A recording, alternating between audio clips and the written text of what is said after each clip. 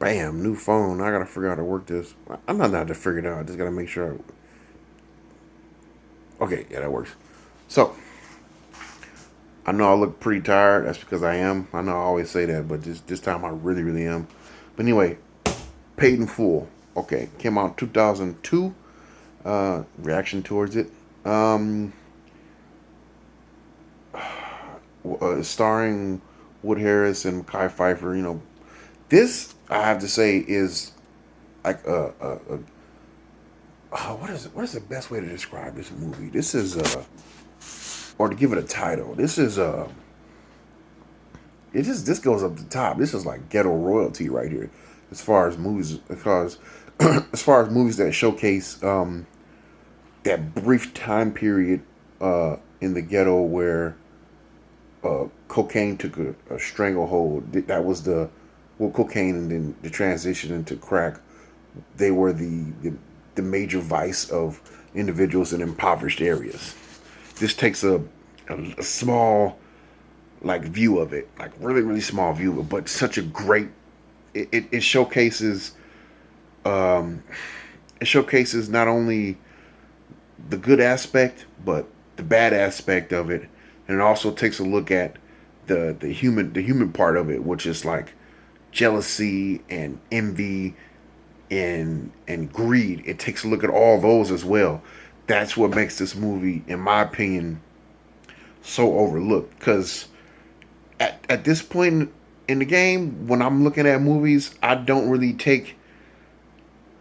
I don't really pay too much mind to what Rotten Tomatoes or whatever else rating systems think of these particular films, and I try not to be overly biased towards something like that because the majority of actors in there have the same skin color as me. Try not to do that. Let me just get through the movie, and I'll break it down best I can because I feel like I have to do this movie justice. And if anything, this movie should be redone and just polished up a little bit because I think it's it has a lot. It has great bones, great structure, and a lot of the execution is actually done pretty well. But I think I shouldn't go in too detail and be like, what he should have did this and did that, because overall it's still a great movie. So it's basically it follows three characters. You got one guy who's Ace, and his best friend is Mitch. They're like childhood friends, and then Rico comes into play later on when Mitch gets incarcerated. So we're gonna talk about Ace first. So Ace, um, he's a young kid. Um, well, they're all young kids, but he's a young kid who's pretty much on the straight and narrow. I guess basketball was his thing. Now, this also plays on like something that's feels I feel like is old as old as Stonehenge or something like that when it comes as it concerns um, people's hopes and aspirations coming from impoverished areas. Like there's only a couple of ways to get out of there. Either you become a really good hustler or a pimp, or you get really good playing some type of sport. So he's good at basketball, but they don't put too much on that. But they show that he's coming from a single parent home, and he's got like a crappy job, and he's doing the best he can to provide, while all his friends are riding around in drug dealer cars, and they got jewelry, spending money like nothing. They got plenty of it, but at this particular time, so Mitch is the friend who's doing that, but at this particular time, he's dealing in heroin, I believe, called dog food. Don't want to put that out there, but he's dealing in something like that at this particular time. Not the powder or the call it booger sugar. I don't know. I'm getting too far ahead of myself. Like I said, I'm not a street dude. But anyway, yeah. So they do a decent job of showcasing Ace's struggles in his community, and then they enter into not necessarily a confrontation, but uh, a uneasy uneasy feeling comes up when his sister's boyfriend comes in now, and they do a fantastic job. The movie does a fantastic job of of portraying this guy's the sister's boyfriend as an insufficient drug dealer, which they do a great job of showing that. And they butt heads, and he winds up going to jail because he is bad at what he is bad at. He's doing bad things and he's bad at doing it. Okay, so he winds up going to jail. But that territory, well, that area that he was using, which is the same building that they're living in. Whew, uh, he does he goes to jail, and that area is still swimming with people who are in the grips of that addiction, right? So just coincidentally, Ace winds up finding some product and some clothes that he's gotten from the laundry, and he winds up selling it, but he doesn't know anything, so he has a lot of it. He winds up selling it for way less than it's worth, and then he winds up having a conversation with the guy he got it from. I like that little back and forth they have, and basically he skyrockets from there because it's a very, very addictive drug, and the quality of the quality of the stuff that he's got his hands on is actually pretty good. It's not really cut or anything like that. But I'm not a street dude. I just watch a lot of movies. So you have that, right? You have that going on, but Mitch gets out of the picture. He leaves the picture because he's doing decent for himself, but he runs into a problem where some of his product or his money winds up getting stolen. So of course he has to retaliate. He goes and does that, but he winds up getting locked up for that. Enters Rico. Now I don't know if this scenario was orchestrated by the Rico character or it was just him taking advantage of the situation. Now they got into a tussle inside. They got into a tussle inside the correctional facility, and Rico helps Mitch out. So they become fast friends. And I have to say, now that I think about it, I think probably one of the bigger criticisms of this movie is probably the acting of the Rico character, which is by a very popular rapper at the time, Cameron. I hope I'm saying his name right. I listen to his music. I'm gonna say his name right, but I think that's probably the worst thing that I think that's the one thing that people can pinpoint to say how bad or you know whatever whatever bad they have to say. I think they want to lean on that most of the time. Like, oh, his acting was horrible. Like, I don't think he was cast to be an actor. I think he was cast to because that particular character is so similar to who he really is in life, which I don't want to I hope it's not that way because that character was portrayed as a crash dummy. Now you can I guess that's in Urban Dictionary. I guess you can look that up. I don't know, but a hothead basically he does a lot of things that aren't necessary. A lot of killing coming from that particular character. Um, where's I going with that? I'm just going with the story. So they meet in there, and by the time that this incident happens in the facility, Ace is already doing very well for himself. Um, so at this particular time, you have Mitch, his sister's boyfriend, and Rico all incarcerated. They don't show them to be in the same facility, but they're all incarcerated. Now I think Mitch winds up coming home before. No, I think the Rico character he winds up coming home. He winds up coming back into the streets before any of them. Uh, Him and Ace get a chance to meet. They show that. Um, then Mitch comes home. It's all love and cars and money and things like that. Get him back on his feet, and then comes the first problem, which is the sister's boyfriend. This is a great representation of how jealousy can be the downfall of, or is the downfall of so many people inside these impoverished areas. I think Yeah, I think this is a great look at that one section, and also I think I'm leaving out a lot. I'm leaving out a lot. Don't get me wrong. Um, there is Mitch's character, uh, basically trying to raise his brother up, but you know, it also the movie overall it also showcases the fact that all these characters they have to be all of them have to be under 25 uh, at the time of in this time period in these characters' lives. They all have to be under 25.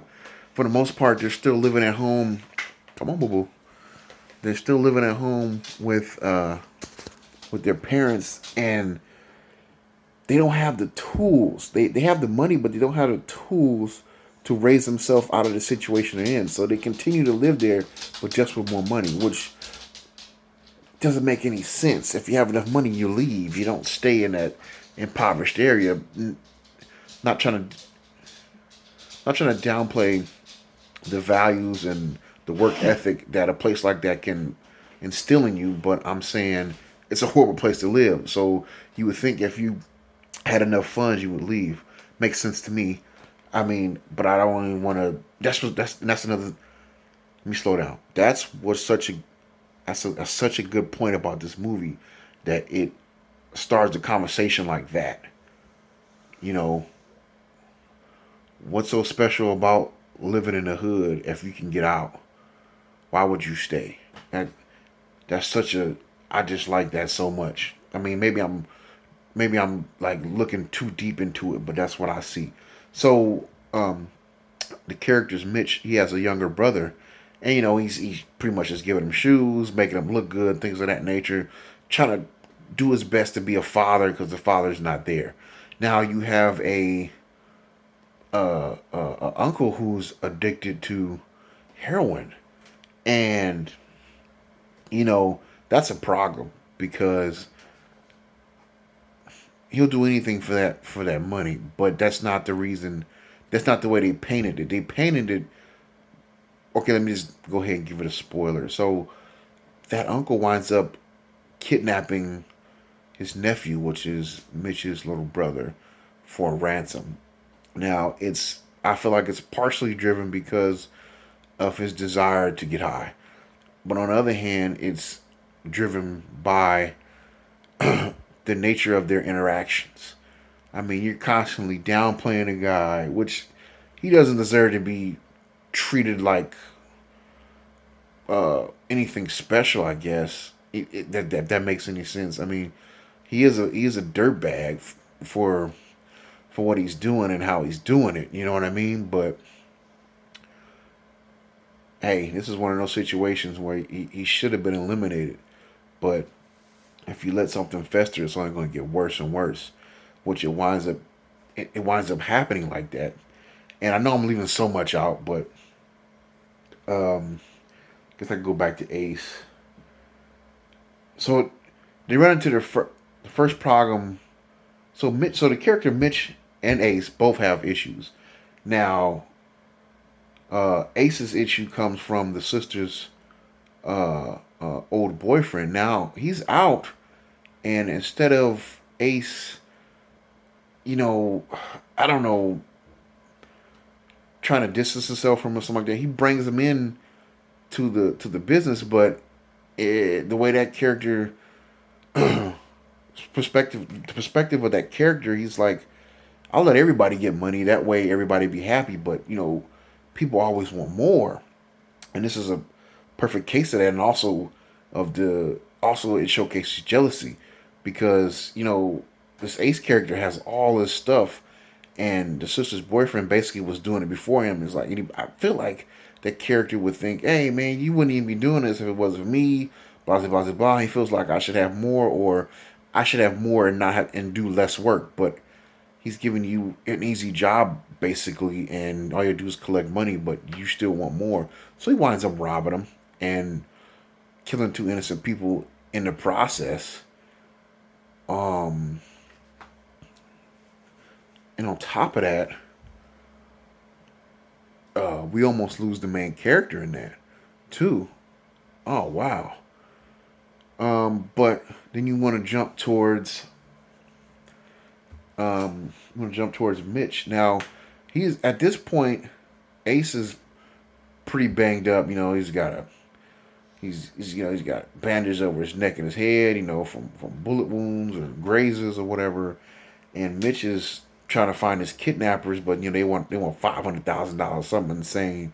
And I think for the most part, each time when these particular characters were put in a pinch, they were only able to produce less than $200,000, which is still a lot of money in the '80s. Don't get me wrong, it's a lot of money today, but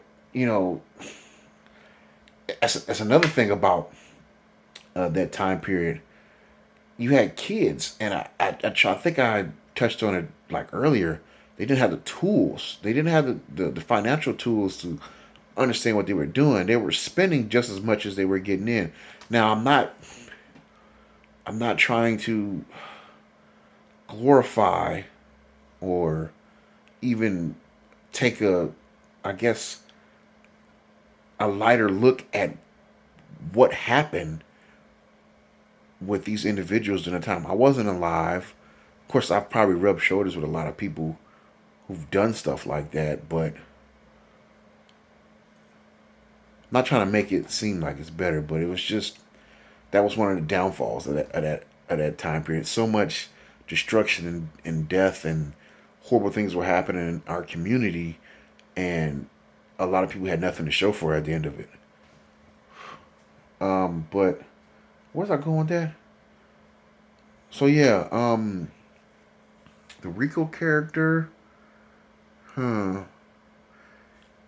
Yeah, he comes into play because Mitch and Ace wind up working out some deal to get some product, just get it out there on the streets to try and get the ransom money up so they can find them. And the Rico character, he's a crash dummy. All he sees when he hears that this guy has that amount of work on him, as they say in the streets, he's like, instead of working together to try and get his little nephew back, he decides to eliminate Mitch. So Mitch is gone after that. And just the last thing I'm gonna say, I swear. So this brings up the true definition of snitching. Now, the true definition of snitching, in my opinion, is if me and another person commit a crime, we both get caught, and I tell another person I snitched.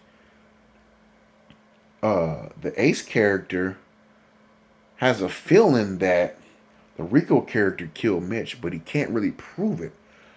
But in his back pocket, he has two guys that came off as a little suspicious. He puts the Rico character, he links that Rico character up with these two suspicious individuals, and they wind up being police officers. Now, is that would that be considered snitching? I don't think so, because when you killed his best friend, and even though the Ace character is in the life, he's not really he's not really willing to get his hands dirty, so he pushes it off to the police in order to get revenge for his friend. Say what you want to say. I mean,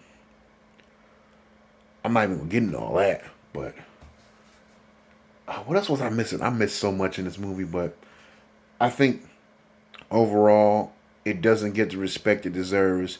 I feel like, and I didn't realize that it came out in 2002, but yeah, I feel like it doesn't get the respect it deserves. I mean, there's a big reason for that is probably because of the Rico character and the fact that he's played by a rapper. But I mean, there's some other inconsistencies. It's not a perfect movie, but I think the message that it has, I think that I even missed on some of it. I think the message that it has is so important to get out to um, people in communities like that. I feel like it just gets overlooked simply for that, but I think it's still a great, great movie.